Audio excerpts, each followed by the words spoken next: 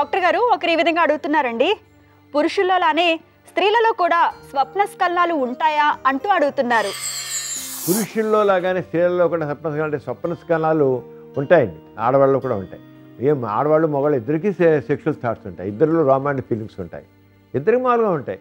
అంటే వాళ్ళు కూడా స్వప్న స్ఖలనాలు అంటే మగవాడికి అయితే స్వప్న స్ఖలనం అంటే వీర్యం పోతుంది, ఆడవాళ్ళకి స్వప్న స్ఖలనం అంటే యోని మార్గంలో ద్రవాలు ఎక్కువ వస్తాయి. ఎప్పుడైనా సరే స్త్రీలో సెక్షువల్గా స్టిమ్యులేషన్ వచ్చినట్లయితే యోని మార్గంలో ద్రవాలు ఎక్స్ట్రా ఊరుతాయి అంతే. మగవాడికి వీర్యం పోతుంది, ఆడవాళ్ళకి ద్రవాలు పడతాయి అంతే. అయితే వీర్యం లాంటి ద్రవం ఎక్స్ట్రా మాత్రం రాదు.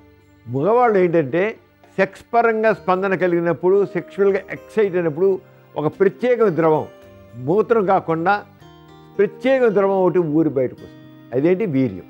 కానీ ఆడవాళ్ళకి సెక్స్ పరంగా కోరికలు కలిగినప్పుడు ప్రత్యేక ద్రవం రాదు. ఏవైతే ఉన్నాయో ద్రవాలు అవే అధికంగా పడతాయి, అవే కారుతాయి. అంటే సెక్స్ ప్రేరణ కలిగితే యోని మార్గంలో గ్రంథులన్నీ స్టిమ్యులేట్ అవుతాయి, స్టిమ్యులేట్ అయ్యి వస్తుంది. అంటే ఒకళ్ళు ఒక రకంగా ఫిజియాలజీ.